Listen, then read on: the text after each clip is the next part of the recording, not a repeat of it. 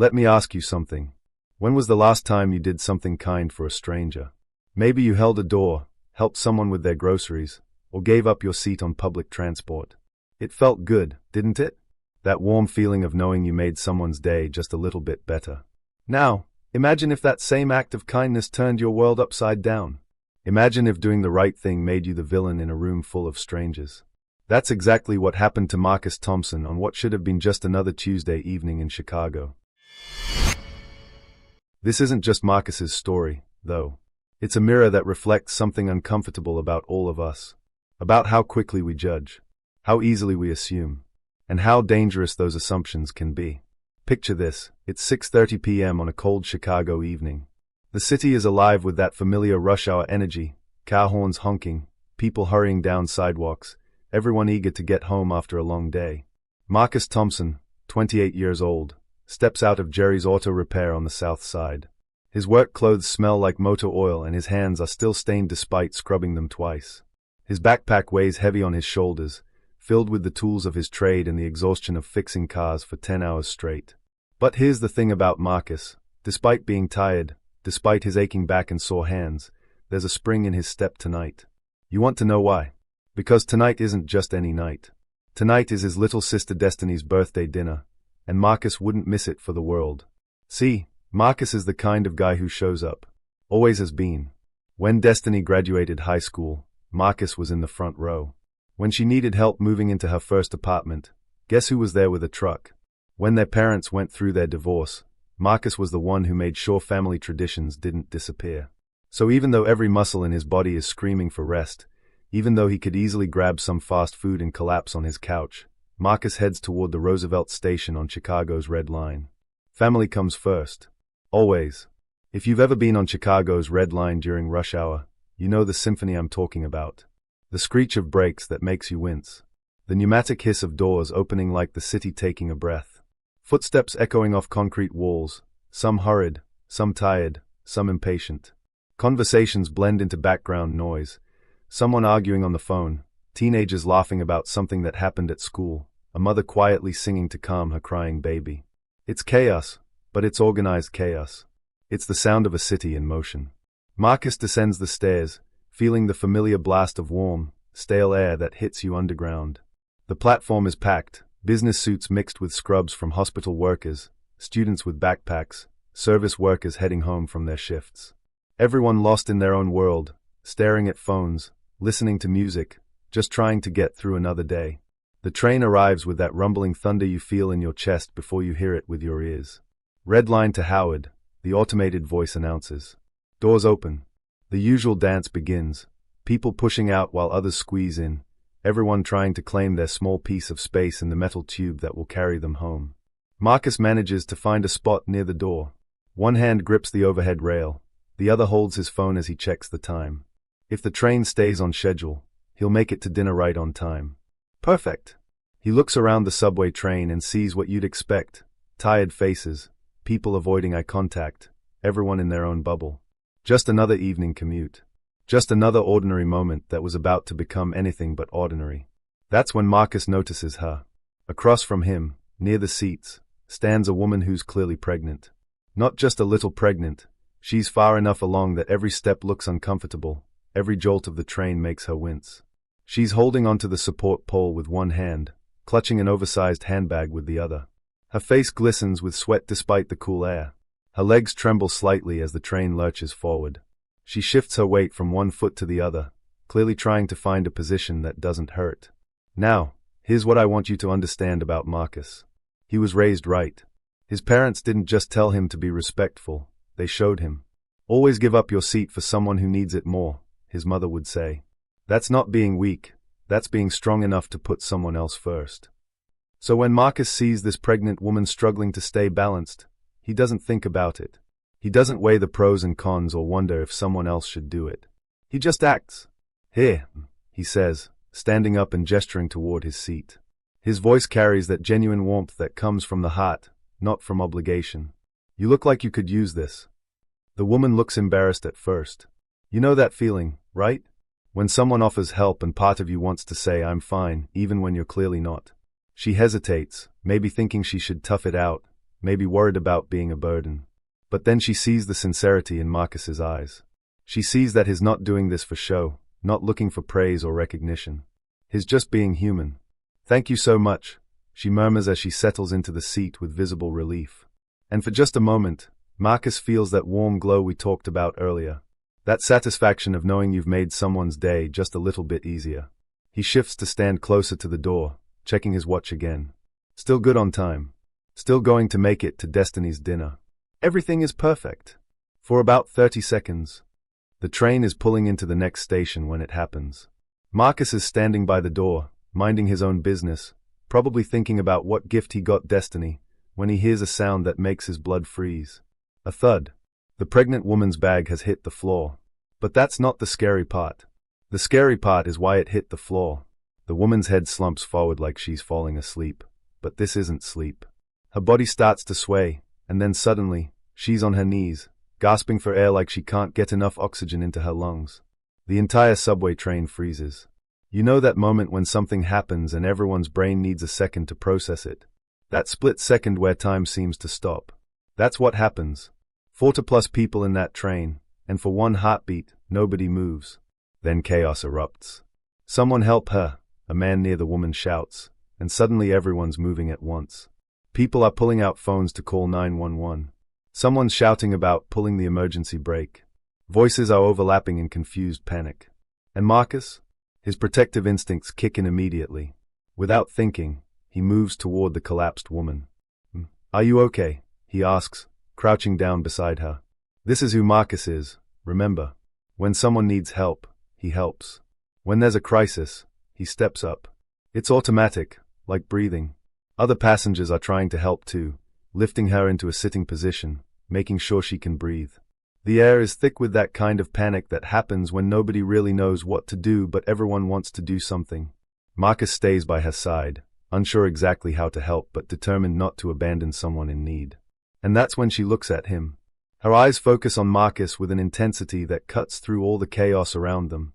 Her voice is weak, but somehow it carries clearly through all the noise and confusion. It was him. 4 words. That's all it took. It was him. He did something to me. Have you ever felt the exact moment when a room turns against you? It's not gradual. It's like a switch being flipped. 1 second, you're just another person in the crowd.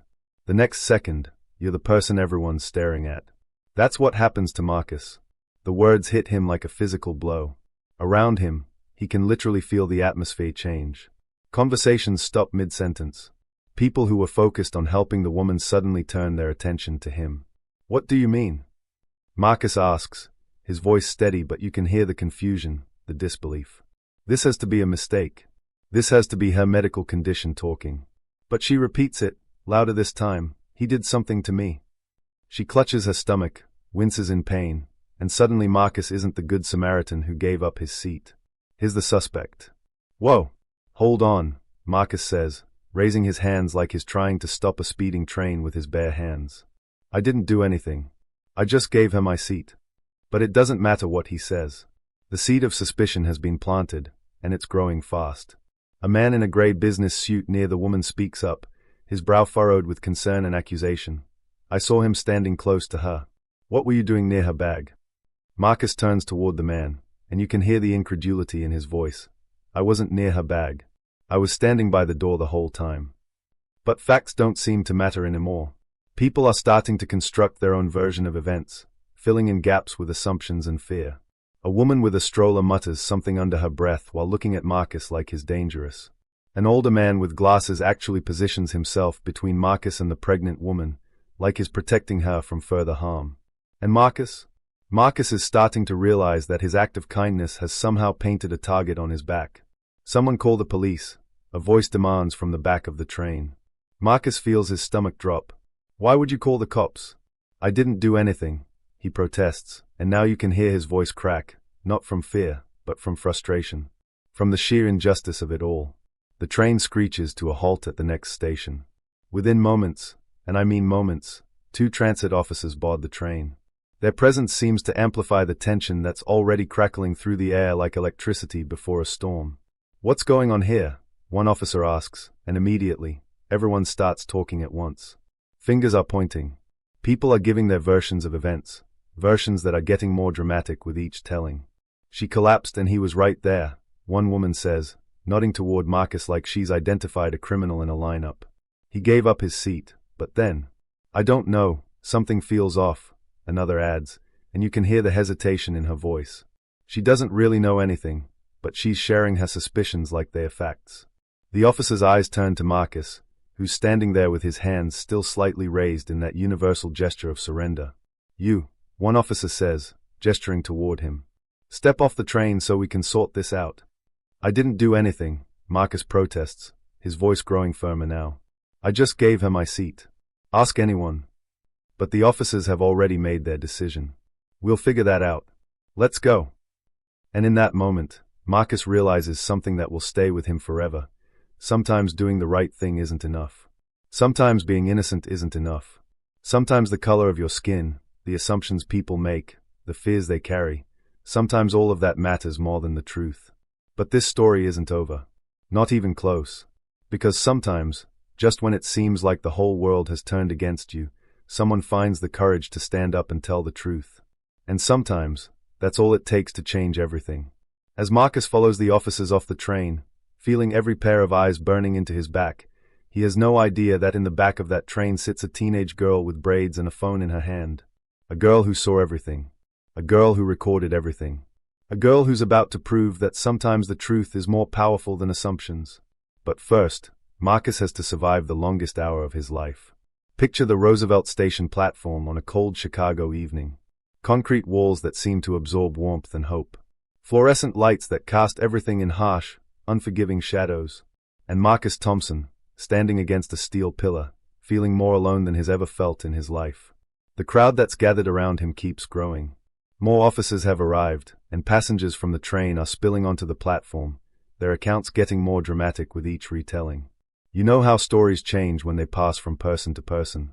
Well, Marcus is watching his story transform from man gives up seat to something much darker, much more sinister. Marcus leans against that cold concrete wall while two officers question him. Around them, people whisper and point. Some take pictures with their phones, because that's what we do now, isn't it? Turn someone else's crisis into content. The pregnant woman sits on a bench a few feet away. Paramedics are checking her blood pressure, asking her questions, but every now and then, her eyes drift toward Marcus. And in those eyes, he sees something that cuts deeper than any accusation, fear. She's genuinely afraid of him. Let me get this straight, the taller officer says, flipping open his notepad like he's solved 1,000 cases just like this one. You're saying you gave up your seat and that's all that happened? Yes, Marcus replies, his voice firm despite everything crumbling around him. That's all I did. I don't even know this woman. The shorter officer jumps in with that question that reveals everything wrong with this situation. Then why would she accuse you of something? People don't just make these things up. And there it is. The assumption that the accusation itself is evidence. The idea that if someone points a finger at you, you must have done something to deserve it. Marcus clenches his fists, forcing himself to stay calm. Remember what his father taught him. Stay calm, no matter what. Don't give them any reason to see you as a threat. Even when you're innocent. Even when you're being treated like a criminal for trying to help someone. I don't know why she's saying this, Marcus answers, each word carefully measured. Maybe she's confused, or maybe something else is going on. But I didn't do anything wrong. That's when more voices join the chorus of suspicion. A middle-aged woman in a red coat steps forward from behind the officers. I saw him too, she says, her voice hesitant but damning. He was acting kind of close to her. You know what I mean? You know what I mean? For words that carry the weight of every stereotype, every assumption, every prejudice that people carry in their hearts but rarely say out loud. Marcus's eyes widen in shock. What? I wasn't anywhere near her except to offer my seat. But the taller officer is already nodding toward the woman like she's provided crucial evidence. Did you see anything else suspicious? She shakes her head slowly. No, but I think it's worth looking into. You can't be too careful these days.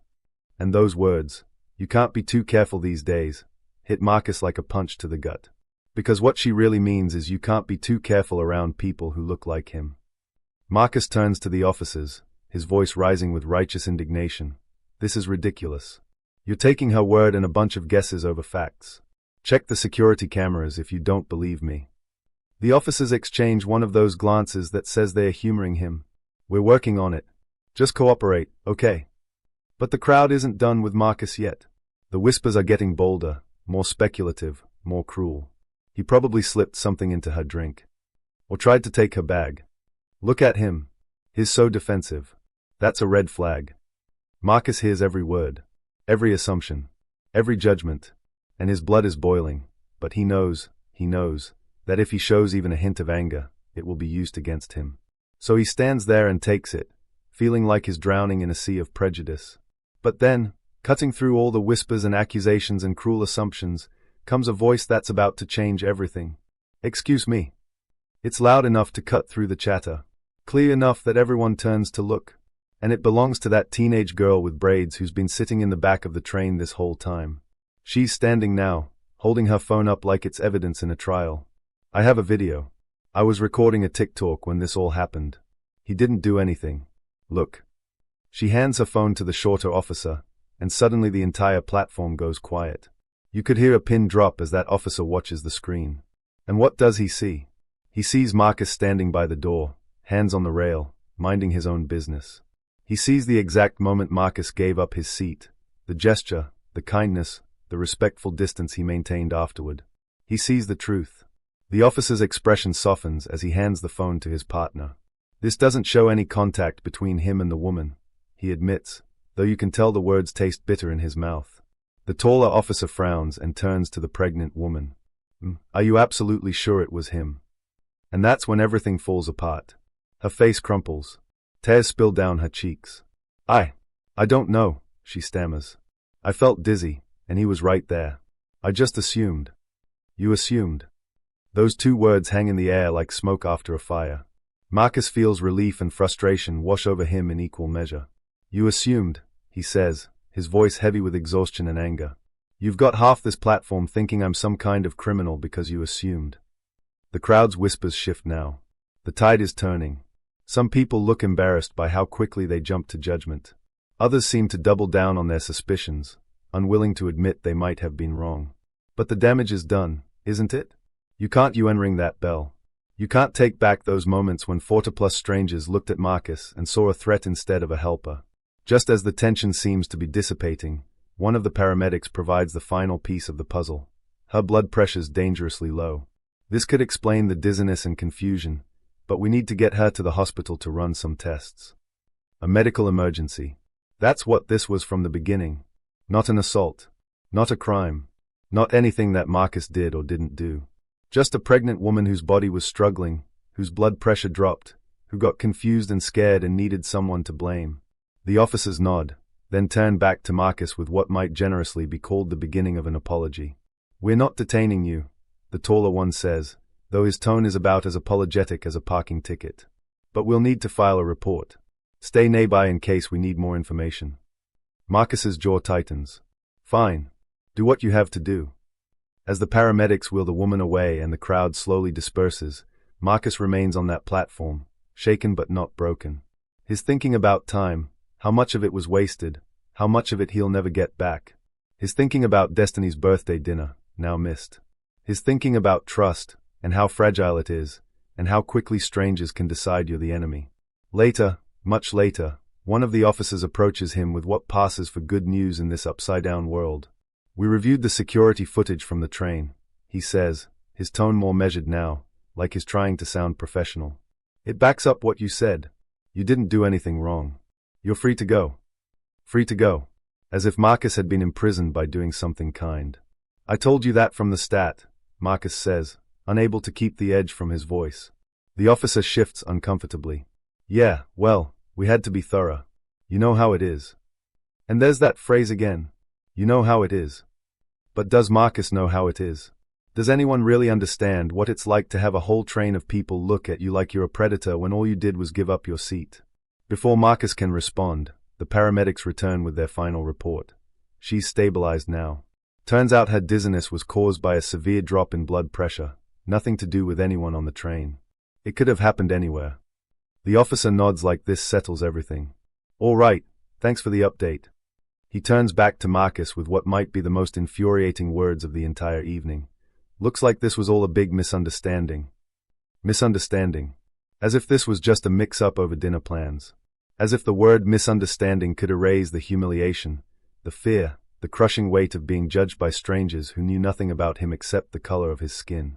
Do you have any idea what it's like, Marcus says, his voice steady but filled with pain, to have a whole train of people look at you like you're a criminal? To hear them whisper, point, assume. The officer looks down, awkwardly scratching his neck. Look, I get it, okay? But it's over now. You can go. And Marcus laughs, not because anything is funny, but because sometimes laughter is the only alternative to screaming. It's over for you. For me. This'll stick in my mind every time I get on a train, every time someone looks at me sideways. You don't get to tell me it's over. But then something beautiful happens. That teenage girl, the one who stood up when everyone else was sitting down, who spoke truth when everyone else was spreading assumptions, she approaches Marcus one final time. I posted the video, she says softly, holding up her phone. The whole thing, from you giving up your seat to everyone blaming you. People need to see what really happened. Marcus is taken aback. In all of this chaos, this young woman he doesn't even know chose to fight for him. You didn't have to do that, he says. I wanted to, she replies with the kind of conviction that gives you hope for the future. People need to stop jumping to conclusions. Maybe this'll make someone think twice next time. One person. That's all it took to change the entire narrative. Not the 40 other passengers who were content to whisper and assume. Not the officers who were ready to treat Marcus like a criminal. One teenage girl who refused to let injustice happen in front of her eyes. Despite everything, the missed train, the accusations, the humiliation, Marcus still makes it to his sister's birthday dinner. He's 3 hours late, the cake has been eaten, and most of the guests have gone home. But destiny is there, waiting for him with a plate of food and eyes full of concern.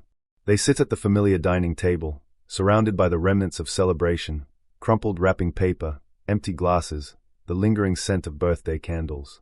The warmth of family begins to ease some of the tension still knotted in Marcus's chest. Later, they step out onto the small balcony overlooking the Chicago skyline. The city lights twinkle below them, and for a moment, Marcus can almost forget the events of the evening. Almost. You okay? Destiny asks, because sisters always know when something's wrong. Marcus hesitates, then tells her everything. Every detail, from giving up his seat to the accusations to the girl who saved him with her video. When he finishes, Destiny shakes her head with a mixture of sadness and anger. It's not fair, she says softly. You did the right thing, and somehow you still ended up being the bad guy. And Marcus nods, staring out at those city lights, thinking about all the other Marcus Thompsons out there. All the people who try to help and get blamed instead. All the acts of kindness that get twisted into something sinister because of fear and prejudice. It's not just me, though, he says. This happens to people all the time. I was lucky that girl had my back. Not everyone gets that. Destiny rests a hand on his shoulder. You can't control what people assume, Marcus, but you can control how you handle it. You stayed calm, and you stood your ground. That says a lot about who you are. As Marcus stands there on that balcony, looking out at the city he calls home, a thought strikes him. A realization that will define not just this moment, but how he chooses to move forward. He takes a deep breath and turns back to his sister. You know what? I'd do it again, he says quietly, even knowing how it turned out. Think about that for a moment. After everything he went through, the accusations, the assumptions, the humiliation, Marcus would still give up his seat. He would still choose kindness, even knowing the price he might pay for it. Destiny smiles, and there's pride in her eyes. That's why I'm proud of you. Because that's the thing about good people, isn't it? The world can disappoint them, betray them, judge them unfairly, and they still choose to be good. They still choose to help. They still choose kindness, not because it's easy or safe or rewarded, but because it's right. Now, you might be wondering what happened to that video the teenage girl posted. Well, it went viral. Millions of views. Thousands of comments. People sharing their own stories of being judged, of being misunderstood, of having their kindness twisted into something ugly. But more than that, it started conversations. Real conversations about the assumptions we make, the prejudices we carry, the snap judgments that can destroy someone's day, or life, in an instant. Some people watched that video and recognized themselves in the crowd of accusers. Some realized they had made similar assumptions about strangers. Some decided to do better. That's the power of truth, isn't it? It doesn't just vindicate one person. It challenges all of us to be better. Marcus's story isn't just about one man on one train. It's about all of us. It's about how quickly we judge, how easily we assume the worst, how fear and prejudice can turn a good Samaritan into a suspect in the span of heartbeats. But it's also about courage, about that teenage girl who refused to stay silent when she witnessed injustice, about Marcus, who chose to remain calm when the world seemed to turn against him, about the power of truth to cut through lies and assumptions. Here's what I want you to take away from this. The next time you're in a situation where everyone else is making assumptions, be the person who looks for facts. Be the person who asks questions instead of jumping to conclusions. Be the person who remembers that there's always more to the story than what you see on the surface. And when you see someone being kind, when you see someone give up their seat or help a stranger or go out of their way to make someone else's day better, don't look for hidden motives. Don't assume the worst. Recognize kindness for what it is, and protect it. Because kindness is fragile. Trust is fragile. And both can be destroyed by assumptions faster than they can be built by actions. I want you to think about Marcus's story the next time you're tempted to make a snap judgment about someone. I want you to remember that teenage girl the next time you witness something that doesn't seem right but everyone else is staying silent. Most importantly, I want you to remember that your assumptions, all of our assumptions, have power. They can lift someone up or tear them down. They can encourage kindness or punish it. They can make someone's day better or destroy their faith in humanity. But here's the beautiful thing, we get to choose. Every day, in every interaction, we get to choose whether we'll be part of the problem or part of the solution. Whether we'll judge or seek to understand. Whether we'll assume the worst or hope for the best. Marcus chose kindness, even knowing it might cost him. That teenage girl chose truth, even when it would have been easier to stay silent. What will you choose? Because in the end, stories like Marcus's remind us that the world is only as kind as we make it. The world is only as just as we demand it to be. And the world is only as understanding as we choose to be. So be the person who gives up their seat. Be the person who speaks up for truth. Be the person who sees past assumptions to the humanity underneath. Be the person who makes the world a little bit better, one small act of kindness at a time. That's Marcus's story. But more than that, it's a reminder that we all have the power to write better stories, for ourselves, for each other, and for the world we want to live in. If this story moved you, if it made you think, if it challenged you to be better, then share it. Talk about it. Let it change how you see the world and the people in it. Because stories like this don't just entertain us, they transform us. And transformation, one person at a time, is how we build a more understanding, more just, more kind world for everyone. Thank you for listening. Thank you for caring. And thank you for being the kind of person who wants to make a difference. Now go out there and prove that kindness still matters.